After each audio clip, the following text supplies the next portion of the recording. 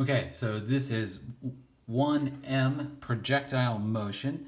The first thing they told us is that we throw a rock horizontally with speed v. I'm going to actually label that on here. So v is this direction clearly. From the top of a cliff of height h, I'm going to label that on here too. So although the person's like adds a significant factor to the height of the cliff, so I'm going to draw it to where the person let it go. So that's height h too that they threw it from. So it says on the diagram, choose a location for the horizontal and vertical origin. Label your choice with x equals 0 and y equals 0 on the diagram.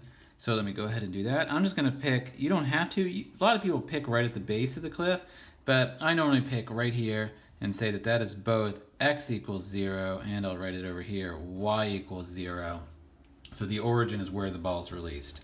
It also says choose a horizontal and vertical positive direction and label those directions on the diagram using arrows. So typically we do to the right is positive, and we do that up is positive, is the traditional ways. You don't have to, but that's normally how we do it. So next says in part B, identify an equation that can be used to solve for the time it takes for the rock to hit the ground. Write the equation below. So we've seen this one a lot. It's the third equation. And so delta y, I'm going to write it in terms of vertical equation. So delta y, remember on your equation sheet it's actually written y equals y0 plus initial y times time plus 1/2 times y acceleration times time squared.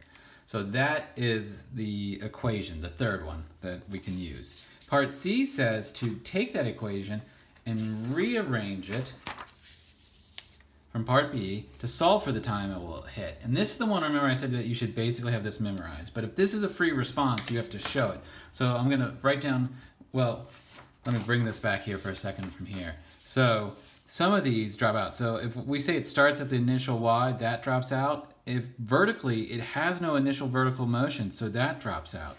So now we are down to that the y position is 1/2. I'm going to rewrite the vertical acceleration as g times t squared.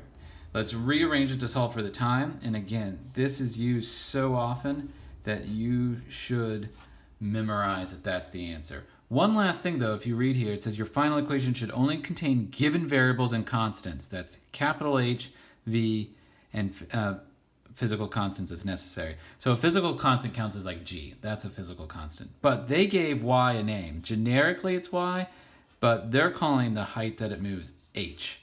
So this is what the answer should be right here. 2 times h over g. Part D says identify an equation that can be used to solve for the horizontal distance between the bottom of the cliff and the place where the rock lands. Write that equation. Well, it's also the third equation. So the x position is initial x position plus initial x velocity times time plus 1/2 times x acceleration times time squared. And then it says write that equation below. And then part E, we are going to do just like we did with the other part. We are going to rearrange the equation in part D to solve for the horizontal distance. They're going to call it capital D between the bottom of the cliff and the place where the rock lands. Answer in terms of h, v, and physical constants is necessary. So let me come back to here again.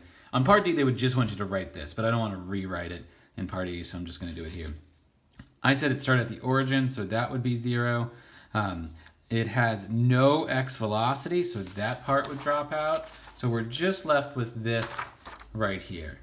So, and you should also have this basically memorized, that the x position is just the x velocity times the time that it travels. Now we have to substitute in for each of these. So they are calling the x velocity just v, so that's what we'll call it. And the time, remember we solved for it right here. So that time has to be plugged in. So we have to write the time as 2 radical 2h over g. And so all of this would be your answer. And then finally part F, and this is, they actually want you to write this part out. It says, how would the equations in part C and E change if your projectile was thrown at an angle above the horizontal? Explain your answer. Well, let's say we launched it like this at some velocity. We've practiced breaking down vectors. this would have to be broken down. So when we talk about the x velocity, it would actually be a component of that. It would be v cosine of whatever angle you threw it at. And then when you talk about the vertical velocity, it's no longer 0.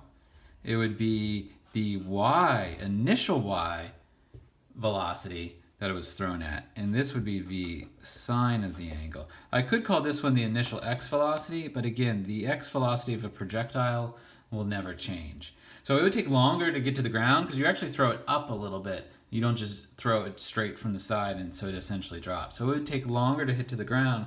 Now, would it go farther? Well, it gets a little complicated because this part would be less. You wouldn't have the full v to the side. You would have only a fraction of it.